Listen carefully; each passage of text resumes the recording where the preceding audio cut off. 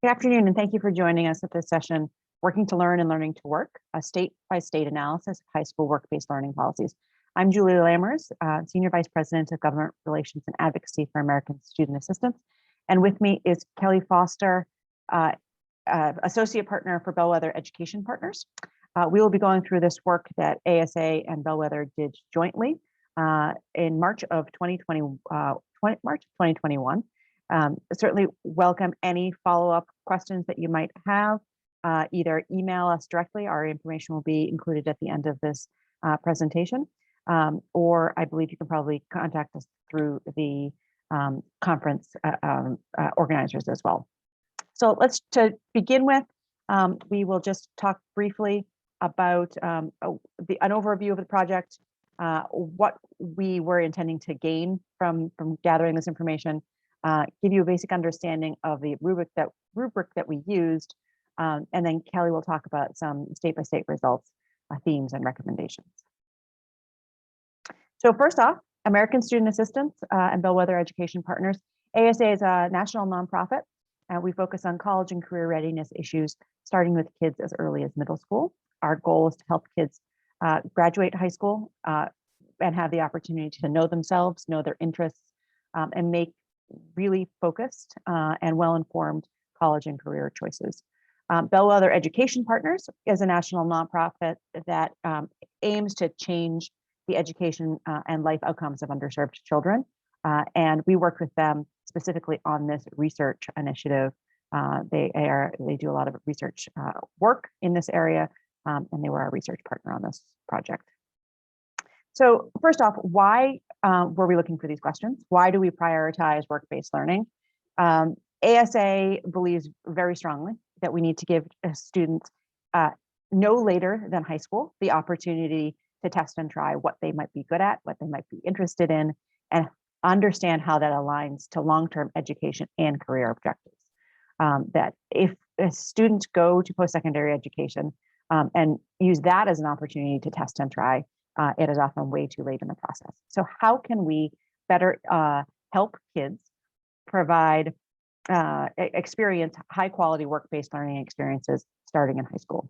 We believe that these are excellent opportunities to help kids build social capital, build a workplace identity, and in some cases earn industry credentials while in high school, and really important in building technical and interpersonal skills that will help kids succeed in the workplace and provide a pathway to the labor market. So those are some of the reasons why we prioritize work-based learning.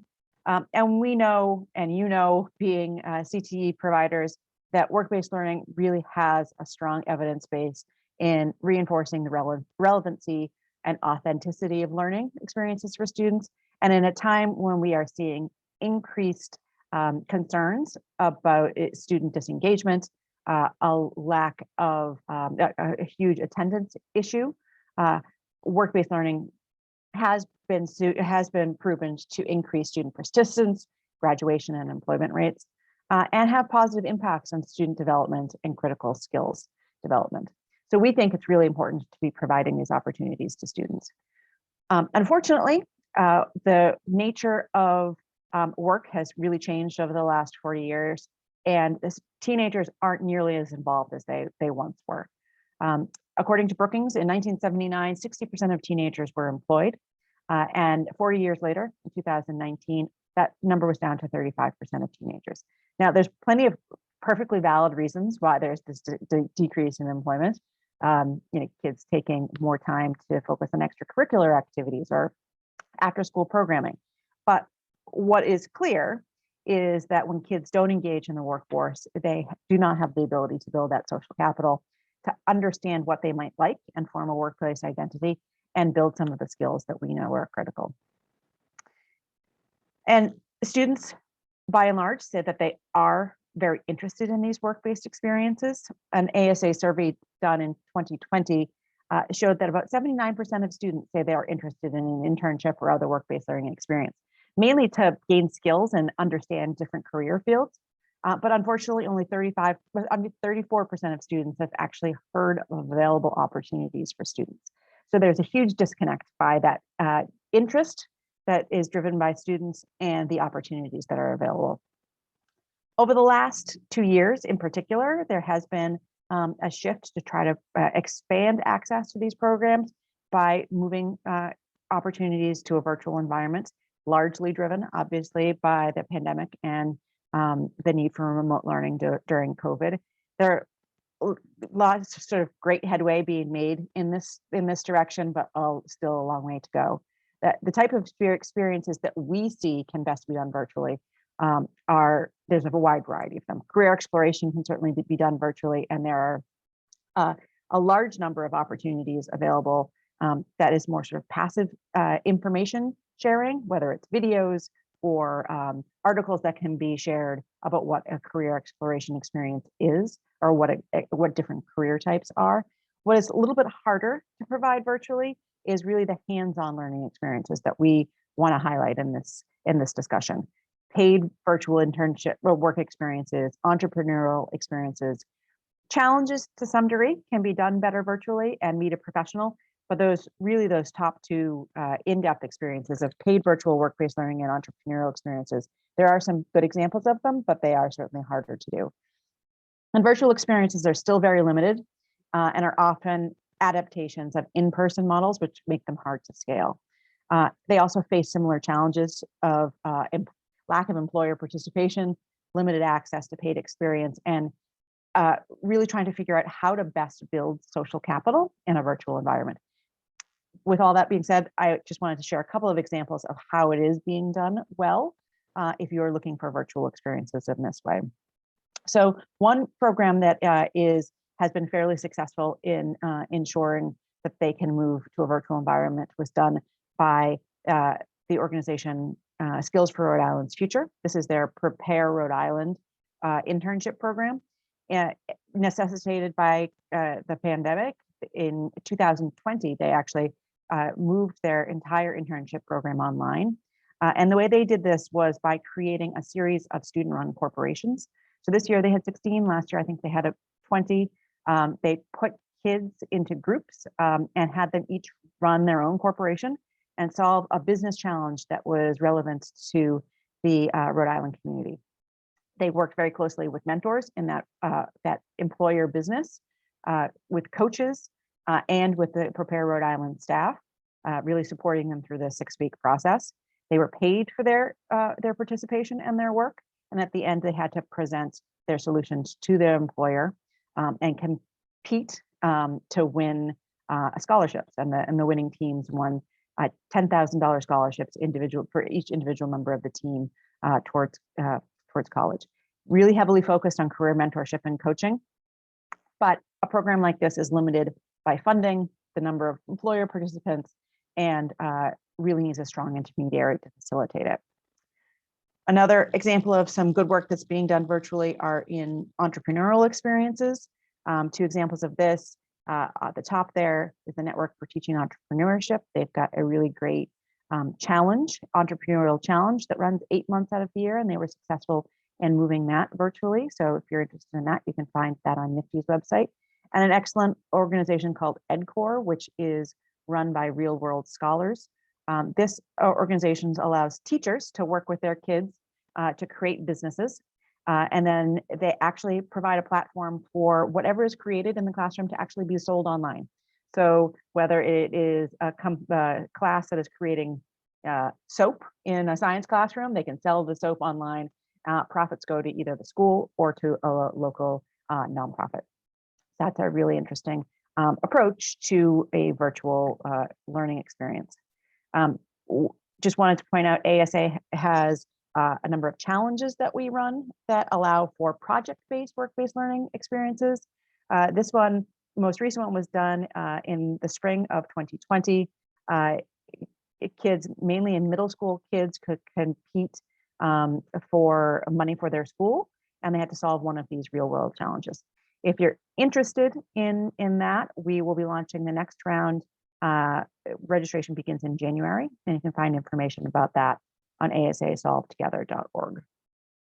And finally, in the virtual space, things that have been done fairly successfully are these meet a professional experiences. So opportunities for kids to interact with people that are in the field, either in a fairly passive way, like they do in San Diego County Office of Education, that has provided a really robust library of videos, whether it is speakers, panels, or even some workplace tours, or what it has done in Cohan Valley School District in San Diego. They use the platform Nepris, which allows about 50,000 employers to volunteer to talk to kids in a classroom setting virtually. And it allows kids to actually interact with professionals in a little bit more in-depth way. So some of this stuff has been moved virtually. The challenge, however, is that employers need to participate. There needs to be robust funding to support it. And whether it's done virtually or in person, the majority of companies do not offer high school internships or work-based learning experiences, either in person or virtually. They have seen, based on our research, that there's no business need, that they don't have the resources internally to support an intern. They don't find that the work they do is suitable for interns. They have liability or budget concerns. And so while there has been some great innovation around the last 2 years about moving these opportunities virtually, they are extremely limited. And we need to figure out how do we expand both in-person and virtual opportunities for students. 71% of companies in research that we did said that they would consider expanding work-based learning to students if a few factors were true. If they had increased work suitable for high school students, or that there were program guidelines, really a roadmap for them to follow, that would allow them to easier facilitate a program. They would increase opportunity if there was specific funding dedicated to it. There was help with management, either externally or internally, and that they were concerned about their ability to manage and successfully recruit interns. So if they had additional assistance with that, those would certainly increase an employer's interest in participating in a program like this. So one of the things that we looked to do was understand how pervasive these barriers to participation were. And so we partnered with Bellwether Education. I guess it was now the spring of 2019, we began this effort and culminated in work around March 2022 to really understand how states are handling work-based learning experiences specifically for high school students, if they have specific policies in place to address some of the barriers that we saw in our work, and if they're are doing anything specifically to address the needs of underserved students or have specific funding associated. So there are 2 documents that will be available to you that you can either find on our website or will be available through the conference. There is a full deck, which is here on the left, is a PowerPoint presentation, about 250 or so pages that goes in depth on all 50 states and DC, 4 pages on each state, outlining where they fell in this research and what are the specific areas they're looking to address.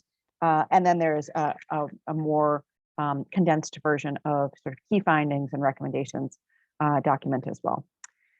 So the process we undertook to do this research, we developed a rubric to assess states' work-based learning policies, and then conducted desk research to understand how states were doing on these issues. We then sent that research to all 50 states and DC to solicit feedback. We got 43 states actually responded and provided some really in-depth discussion about things that could be changed or addressed in our research. So we feel very confident that it is accurate and reflects what the states are doing. Just to be clear, what we were looking for were policies that address specifically this issue around learning through work. We know that there are lots of valuable work-based learning experiences that help kids learn about work, or apprenticeships and clinical experiences that help kids learn for work. We were really looking at these hands-on learning opportunities to help kids really understand what work is and build some skills in the process, so that those opportunities like internships pre-apprenticeships, service learning opportunities, experiential learning opportunities that really allow kids to learn through work was the focus of this research. Just important to note that this research represents a snapshot in time. We released this a few months ago. I'm sure there are some states that have already made progress on some of these metrics. And so we hopefully will be able to reevaluate that in a year or so and see how much progress has been made. And it should also be noted that these rubrics don't really take into account policies directly related to COVID-19 or the shift to virtual work-based learning opportunities that I mentioned. So this is just an example of what the rubric looked like. It went through 16 different criteria. So each state was evaluated to understand whether or not there was a work-based learning definition in place. Pretty basic first sort of rung. Does everyone in the state understand what we mean by work-based learning and can work towards that? Is work-based learning part of a high school graduation requirement? Or do maybe the state just offers credit towards graduation? How is eligibility of work-based learning applied in the state? So what we mean by that is it broad or widely accessible for all students? Or do students need to be involved in a specific program in order to enroll? In the equity of access area, we were looking specifically at state policies that were designed to support access for underserved groups. And then were there any policies in place that actually directly tried to address those barriers?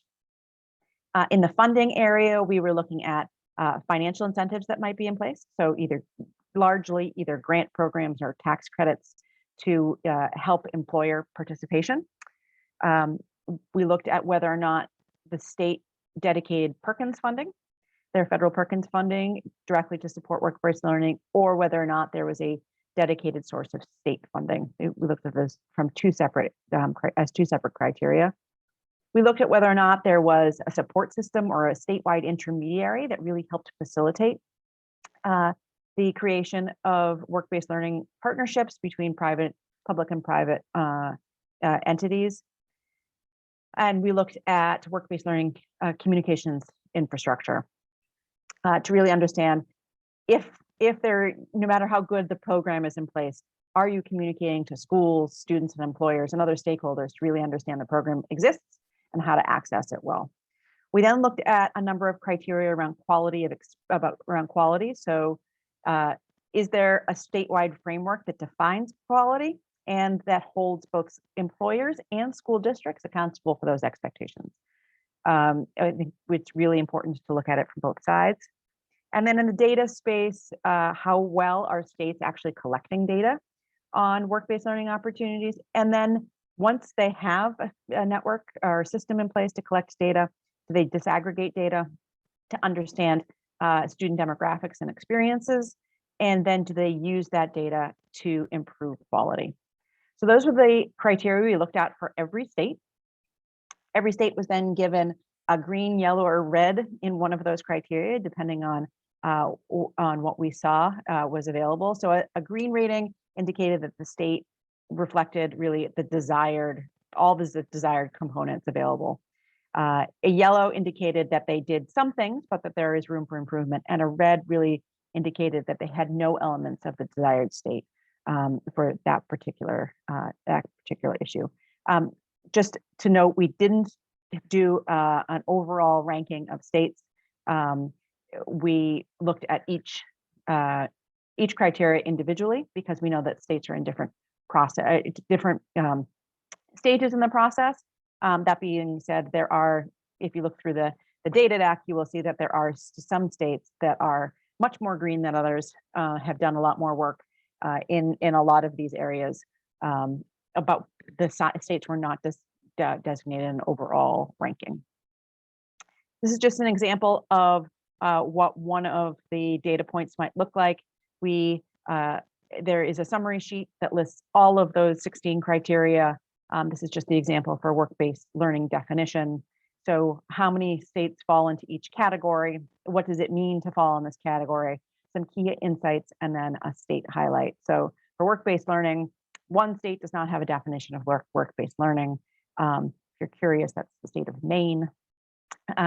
In the yellow, 5 states define work-based learning in broad terms, but do not specifically specify what activities qualify for work-based learning. In this yellow category, it also means there are a couple of states that actually have multiple definitions. And so it's really unclear from a consumer point of view what work-based learning means. If Department of Labor defines it one way, Department of Education defines it another. There's some work that needs to be done to ensure clarity around what that definition means. And then most states, 45 states, do have clear definitions of work-based learning and set activities for what employers and students, schools should be able to expect. Another example is around high school graduation requirements. This one, there is no state in the red on this one. There's also no state in the green. So what we were looking at here was, does the state actually require participation in work-based learning in order to graduate from high school? What occurs in all states and DC is that work-based learning is counted as credit toward graduation, but it's not required for all students. Interesting to know, however, that beginning in 2023, the state of Oklahoma will actually require work-based learning or service learning as a graduation requirement at some point in the 9 to 12 grade years. So one state will move into that green fairly soon. Kelly's now going to walk through an example of the state-by-state results. We're certainly not going to take you through all 51 states, but this is just one state and how this state was broken down. And then if you have additional questions about your individual states, we're certainly happy to answer them through email or reach out to us directly. Great.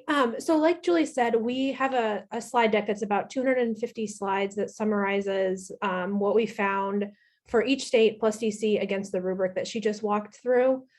So this is an example that we'll take you through for Alabama. The cover slide is essentially that. It kind of summarizes the red, green, and yellow ratings against each of the different criteria, and then includes a paragraph just kind of explaining what the state is doing, what they're doing well, where there are areas for improvement. And then also we tried to account for places where there's kind of momentum and activity happening. They may not be quite at the green, but they're doing work and might be moving in that direction. And so we tried to explain that as well in this paragraph here on the right of the introductory slide. The next couple of slides then go through the detail of the rubric. So here you can see this is the criteria for the existence of the work-based learning policy, as well as the content of those policies. So we've got the criteria listed, a description of what we were looking for, and then the rating for this state specifically is in the middle there, that green, red, and yellow. And we provided some explanation for why we rated it that way, as well as some links to different documents and sources if you want to go and learn a little bit more. So we did that, 3 slides that look just like this. So this is the existence of the policy and the content of the policy. The next slide looks at funding and the support infrastructure. Again, what our rating is, and then the explanation. And then the last slide for each state looks at the quality and the accountability pieces, again, with the rating and the explanation of that rating with some links to sources. So if you're interested in your state, again, take a look at the slide deck that you can find either on ASA's website or on Bellwether's website or through the conference. I'm going to take you through some of the themes and recommendations that came out of our analysis of 50 states in DC. So one of the first things that we noticed was that state approaches to high school work-based learning policies tend to fall into 2 broad buckets. They're either centralized with the state or they are decentralized out to districts. This may feel fairly obvious, but states that have strong local control orientations tend to approach the work-based learning in a more decentralized way. The state provides some guidance, some frameworks, but really the details of implementation are left up to individual districts and potentially even individual schools. The flip side of that then is states taking a more centralized approach, where the state itself is designing and implementing or designing those structures, and then they're implemented similarly across districts and schools. The second theme was that a majority of states have broad eligibility requirements for participation in work-based learning. However, very few states commit to ensuring that every student can access a variety of work-based learning experiences. So in most states, work-based learning is offered to pretty much anyone who wants to enroll in it. That's the case even where it's exclusively offered through career and technical education programming, again, in most states. There are a couple where there are some requirements. Students have to be enrolled in a particular pathway of study or meet certain age or grade level requirements. But for the most part, students are broadly eligible to participate. The flip side of that, though, is that they don't necessarily have access. Very few, if any, states have actually committed to ensuring that all students have access to a wide variety of work-based learning opportunities. So that's really kind of on this one. They've got the eligibility piece down, and now moving toward ensuring access. Third, very few states have developed explicit policies or programs to support high-need high school students and remove barriers to equitable access and success in work-based learning. So all of the states have in place non-discriminatory policies and practices that meet federal requirements.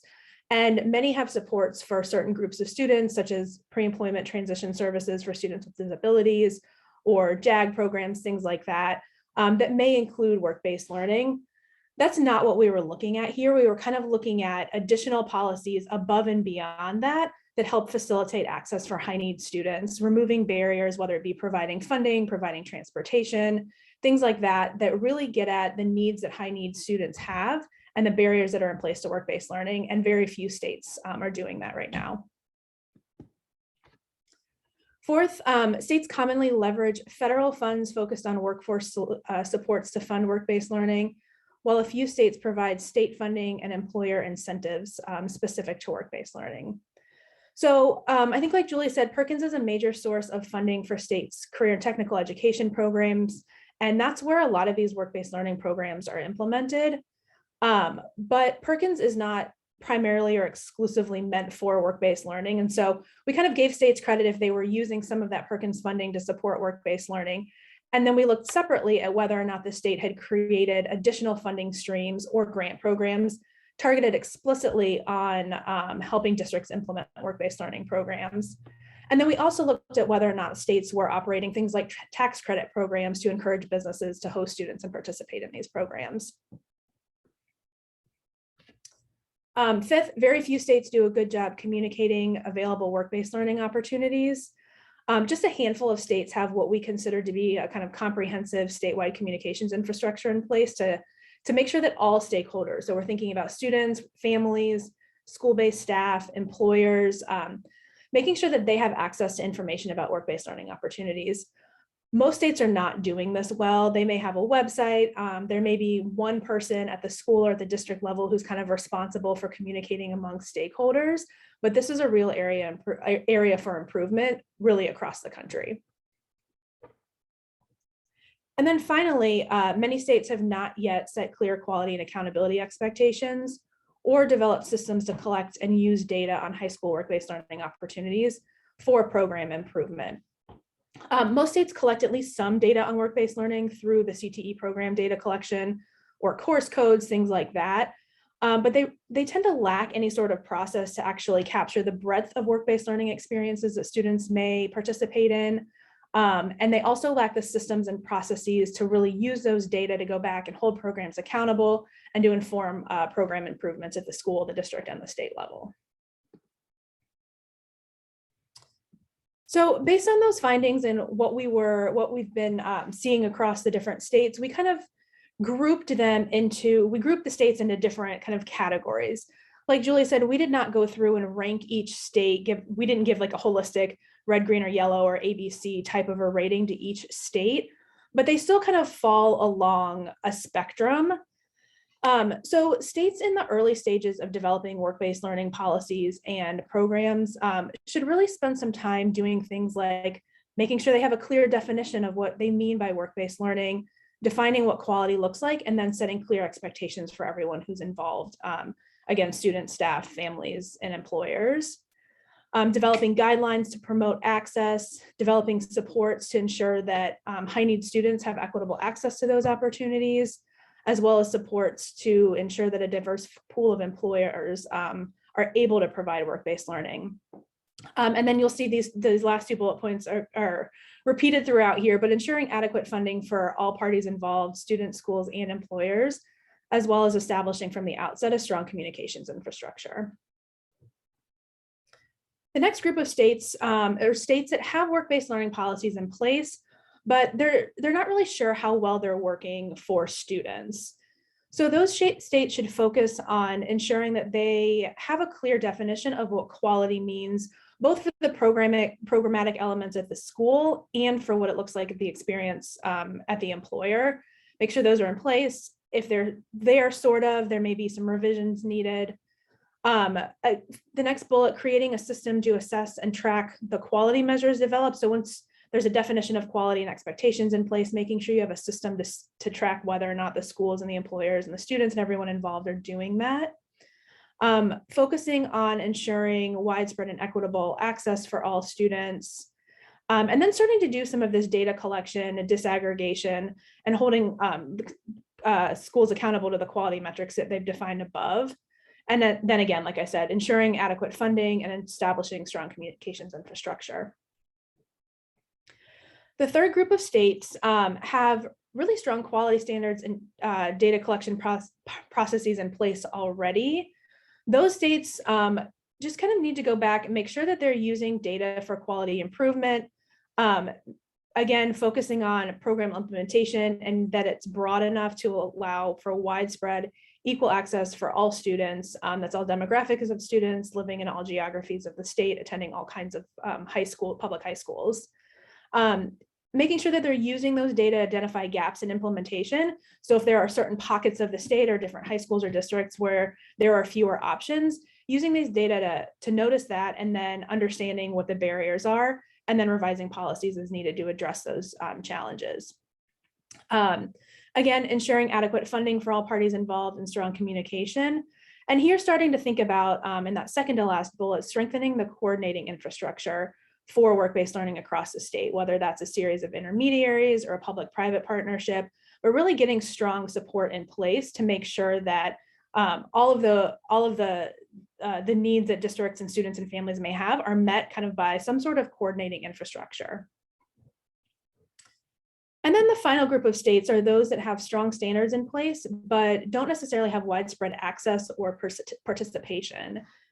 So these states really need to do some data analysis to understand where there are gaps in access, identify barriers, and then figure out how to address policy and adjust policy and funding streams to encourage and incentivize universal access to address those gaps. These states also have the opportunity to start exploring and piloting opportunities to adapt some of these work-based learning to virtual environments to expand even more. And then finally continue focusing on that strong communications infrastructure to make sure that all stakeholders know what the opportunities are and how to get involved. So kind of at the highest level, states are really in a position to remove some of the major barriers that we identified through our research to both student and employer participation in work-based learning by doing things like providing broad and equitable access to opportunity, ensuring strong coordination or frameworks for programs, providing funding to incentivize participation, and then quality data and outcomes expectations, and then good solid communications around all of these. Also, CTE providers have some of the best experiences in providing these kinds of work-based learning experiences, and they're in a really, really good position to help advise states on the needed areas for additional improvement, understand how they've worked around some of the barriers that may come up, and really kind of be in that position of advising and sharing best practices. All right, well, that's the end of our presentation. If you have questions about anything that we've shared here, or if you have an opportunity to take a look at the materials that we've shared and have questions about your specific states or any of the recommendations or findings that we've shared, feel free to reach out to Julie or to myself. Our emails are there. You can also contact us, I think, both through our respective organization websites. Thanks very much, Kelly. Thanks for joining us today and have a great day. Thank you.